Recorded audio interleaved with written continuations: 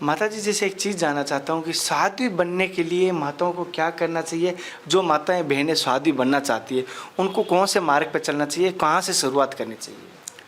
पहले तो माताओं को भाई अपने फर्ज पूरे करना चाहिए गृहस्थ के जो, उसके बाद वो साध्वी बनती हैं तो मोह माया सब छोड़ना चाहिए, उसके बाद भगवान की शरण में आना चाहिए। अच्छा। तो आश्रमों में ऐसा कहीं नहीं है कि कोई भी आश्रम में चली जाएंगी तो वहाँ उनको आश्रय मिलेगा और सब भजन करने के लिए व्यवस्था भी की जाती है। वो कहती है हम लड़की हैं, हमारे साथ नहीं नहीं, तो वो माताओं से जुड़े ना, माताओं के पास में रहें। कोई ज़रूरी थोड़ी कि साधुओं के पास में रहें, माताओं के पास में रहें। माता भी सब साधु हैं, अखाड़ों में भी साधुएं रहती है, कोई सभी के साथ गलत थोड़ी होता है। आस्था होना चाहिए। पर अभी क्या है, बच्चों में जो ये सब आपके टीवी है, आपके मोबाइल है, उसके कारण वो सब बिगड़ रहे हैं। बच्चे उन्हों गलत रास्तों पे चल रहे हैं। तो तीर्थ को ये स्विमिंग पूल समझ के नहा रहे हैं, इंजॉय कर रहे हैं, उन सभी को क्या कहना है? वो तो सब गलत है। और कुछ मैं एक संदेश और भी देना चाहती हूँ कि जो यहाँ का प्रशासन है वो भी ध्यान नहीं देता है, उसको ध्यान देना चाहिए। अब ये तमाम साठिये लोग हैं, उनको भाई नदी के किनारे मांस मछली मटन सब बना रहे हैं, पर प्रशासन कोई ध्यान नहीं देता है। भगवान के दर्शन हुए? हाँ, मेरे को तो हुए। किस प्रकार वो सत्य घटना थोड़ी हमें? मेरे को तो अभी हनुमान जी में जैसे जब मैं यहाँ नहीं आती हूँ तो मेरे को तो साक्षात हनुमान जी ने दर्शन दिए, और आज मेरे को हनुमान जी की कृपा से सब मिला है। अच्छा। हाँ, और भगवान की सेवा यदि जो मन लगा के करता है उसको सब कुछ मिलता है। और भगवान ये मतलब ये नहीं सोचे कि भगवान नहीं है, भगवान साक्षात है। माता जी, जैसे कोई यहाँ उज्जैन के आसपास कोई या उज्जैन की कोई साधु बनना चाहे तो आपके संपर्क कर सकते हैं? हाँ, कर सकती है, हमारे से संपर्क कर सकती है। और नमस्कार दोस्तों, जनता की आवाज़ में आप सभी का स्वागत करता हूं। मैं कन्हैया शर्मा। जैसे कि आपको उज्जैन के जितने भी संत हैं उनके दर्शन करवाने की कोशिश कर रहा हूं। अभी मैं साधु जी के पास आया हूं, माता जी के पास है। उनसे पहले आशीर्वाद लेते हैं, फिर आज की सत्संग शुरू करते हैं। और इस सत्संग में बहुत सारी माताओं के जो सवाल है वो भी मैं लेने की कोशिश करूँगा, क्योंकि माता की बात माता अधिक समझ पाएगी। पहले तो माता जी मेरी तरफ से और देखने वाले समस्त भारतवासियों की तरफ से आपके चरणों में साक्षात दंडवत प्रणाम। माता जी, आपका शुभ नाम? मेरा मनोरमा भारती। माता जी, जैसे कि आप बच्चापन से साधु हैं या गृहस्थ का पालन करते हैं? नहीं, मैंने गृहस्थ का पालन किया है, उसके बाद मैं साध्वी बनी हूँ। अच्छा। हाँ। और कौन सी संप्रदाय से हैं? मैं ब्राह्मण समाज से हूँ। नहीं, अभी दीक्षा कौन से? अभी मेरे गुरु उमेश भारती जी हैं। अच्छा। माता जी, जैसे एक चीज़ जानना चाहता हूँ कि साध्वी बनने के लिए माताओं को क्या करना चाहिए। जो माताएं बहनें साध्वी बनना चाहती है उनको कौन से मार्ग पर चलना चाहिए, कहाँ से शुरुआत करनी चाहिए? पहले तो माताओं को भाई अपने फर्ज पूरे करना चाहिए गृहस्थ के जो, उसके बाद वो साध्वी बनती हैं तो मोह माया सब छोड़ना चाहिए, उसके बाद भगवान की शरण में आना चाहिए। अच्छा, तो मोह माया कैसे छोड़ पाए? बहुत सारी माताएं कहती है छोड़ना चाहती है लेकिन छोड़ नहीं पाती है। तो वो जब तक मोह माया नहीं छोड़ेंगी तब तक तो वो भगवान के शरण में जा नहीं पाएंगी, है ना। और मोह माया से जब छूटता आदमी तो ही वो भगवान की शरण में जाता है। हाँ, भजन तो सब भजते हैं, घर में भी होते हैं भजन, पर वो जो अपने आश्रमों में होते हैं वो भजन नहीं कर पाते हैं। माता जी, जैसे कि मेरे ध्यान में मेरे को जैसे संपर्क में दो ऐसी बहनें हैं, वो हालांकि 18 से 25 साल के बीच की है, लेकिन वो कहती है हम शादी नहीं करना चाहती, साध्वी बनना चाहती है, लेकिन वो एकांत में भजन करना चाहती है, लेकिन उनको ऐसा स्थान नहीं मिलता, ऐसा जगह नहीं मिल रही। तो उनको आप क्या मार्गदर्शन करोगे, क्या कहना चाहोगे? वो आश्रमों में ऐसा कहीं नहीं है कि कोई भी आश्रम में चली जाएंगी तो वहाँ उनको आश्रय मिलेगा और सब भजन करने के लिए व्यवस्था भी की जाती है। वो कहती है हम लड़की हैं, हमारे साथ। नहीं नहीं, तो वो माताओं से जुड़े ना, माताओं के पास में रहें।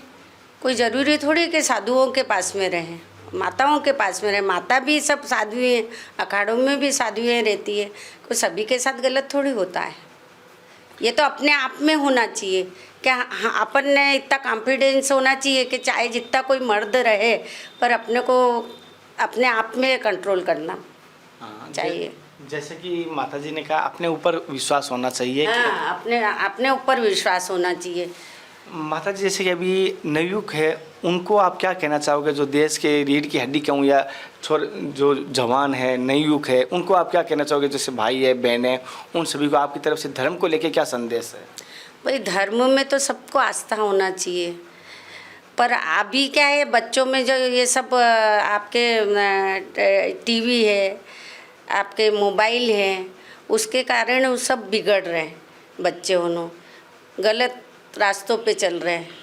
अच्छा माता जी, जैसे आपका साधु बनने का कारण क्या था, या आप साधु बनने का क्या उद्देश्य से लेते हैं? मेरा तो बचपन से ही हनुमान जी की मैं सेवा करती थी, तो मेरी लगन भगवान में ही थी। मैं गृहस्थ में ज़रूर आ गई, पर मैं बचपन से हनुमान जी की सेवक हूँ, और मैंने बचपन से ही मतलब 10-12 साल से मैंने भगवान हनुमान जी की सेवा की है।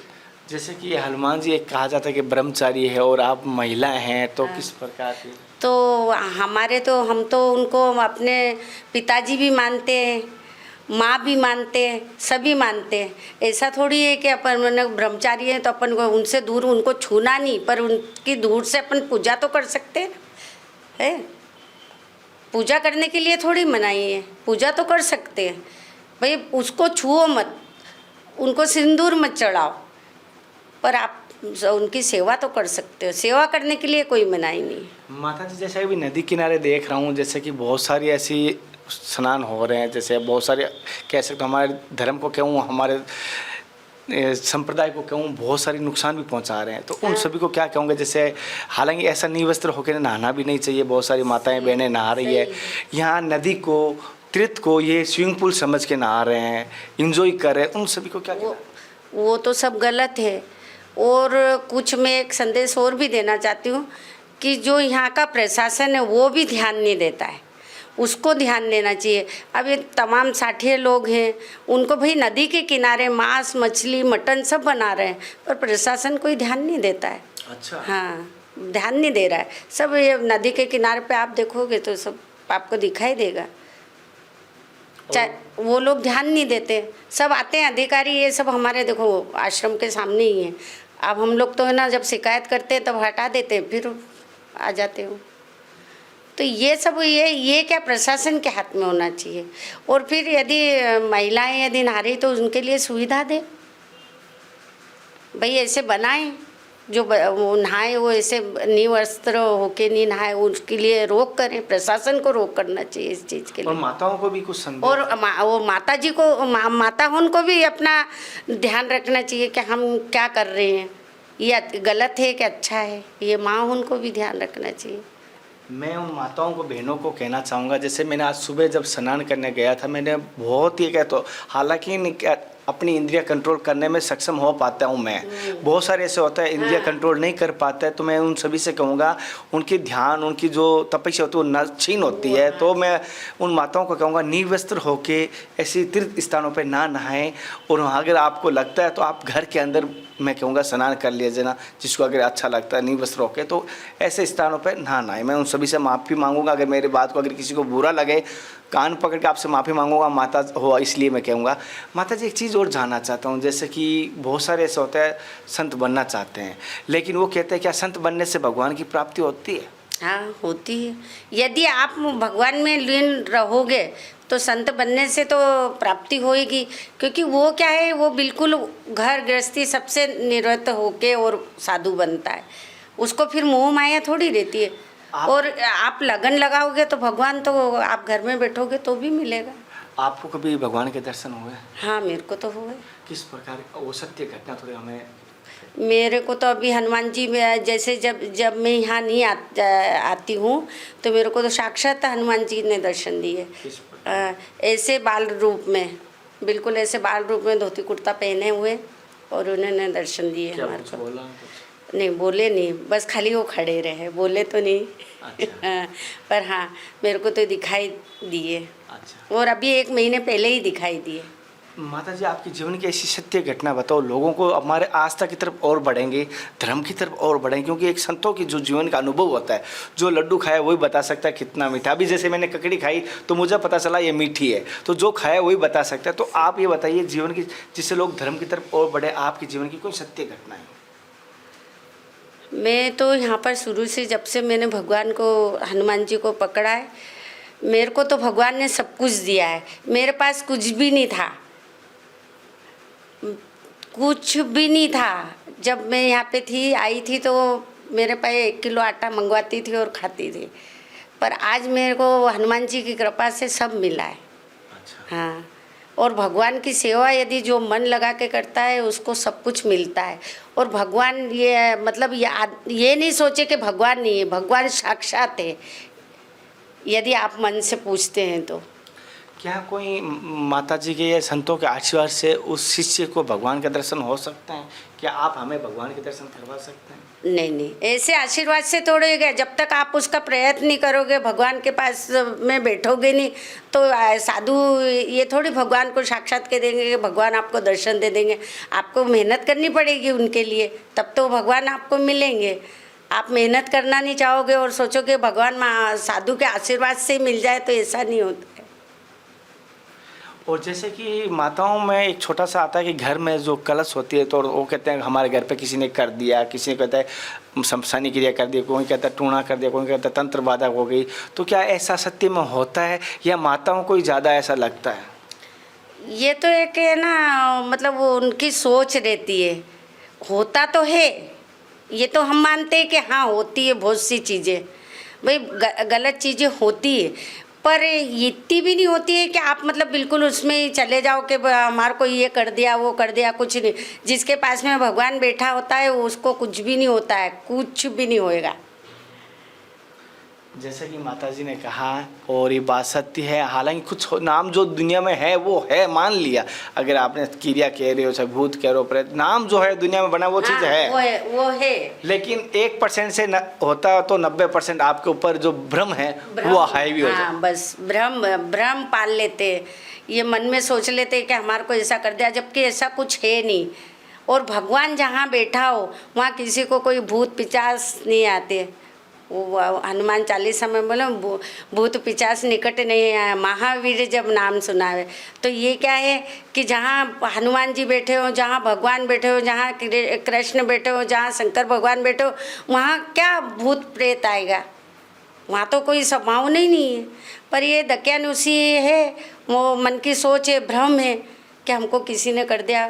कोई कुछ करता नहीं है, अपने मन में भ्रम पैदा करते हैं। जैसे कि माताजी इस मैंने सत्संग लेने की कोशिश की, लेकिन जैसे माताजी ने 2 चीज़ बात कही। माताजी जैसे कोई यहाँ उज्जैन के आसपास कोई या उज्जैन की कोई साधु बनना चाहे तो आपके संपर्क कर सकते हैं? हाँ, कर सकती है, हमारे से संपर्क कर सकती है। और जैसे कि माताजी का मैं स्थान बता देता हूँ, जैसे कि दत्तात्रेय जी का जो आश्रम है, राम घाट है, वहाँ पर हनुमान जी का मंदिर है। आपको जैसे घाट के ठीक सामने, तो वहाँ पर आपको ये माताजी के दर्शन। सिद्धवीर हनुमान मंदिर, सिद्धवीर हनुमान जी का मंदिर, हाँ, कार्तिक मेला ग्राउंड इसको बोला जाता है। सिद्धवीर हनुमान मंदिर, कार्तिक मेला ग्राउंड। कार्तिक मेला ग्राउंड है ये, और सिद्ध हनुमान जी का मंदिर। यहाँ पर अगर कोई माता जी है, कोई साधु है, मेरी बहनें हैं, वो मिलना चाहिए, मिल सकती है। क्योंकि वो कहती है हमें स्थान उज्जैन में कोई बताए, मेरे को ये माता जी का स्थान लगा उचित, तो मैंने आपको बताया। लेकिन अगर आपको लगता है कहीं आपका पैसा या धन लगता है, या आपको लगता है कहीं मेरा संकट है, उसी क्षण उस स्थान को छोड़ देना आपके लिए उचित रहेगा मेरी नज़रों में। जहाँ आपको लगे मेरा धन लग रहा है, या मेरे मान और सम्मान को चोट पहुँच रही है, या मेरी जो भी है, तो उस समय छोड़ देना चाहिए। क्योंकि क्षण भर की देरी ना करें। फिर मिलते हैं नए संत महात्मा के साथ। तब तक जय हिंद, वंदे मातरम, हर हर महादेव, जय श्री कृष्णा, जय श्री राधे। हे नाथ, हे मेरे नाथ, मैं आपको भूलूं नहीं। जय गुरुदेव, जय माता दी।